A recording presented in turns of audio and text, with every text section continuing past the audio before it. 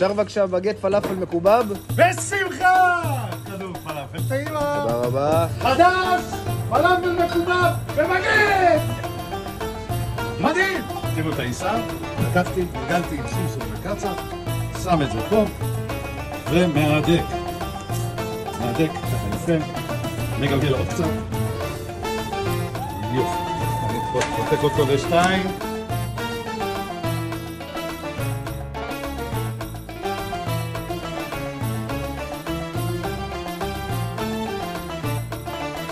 תראו איזה טחינה לכל האורך. מטרו, סיליה. מה דעתכם? אז אני לוקח ככה. הופ!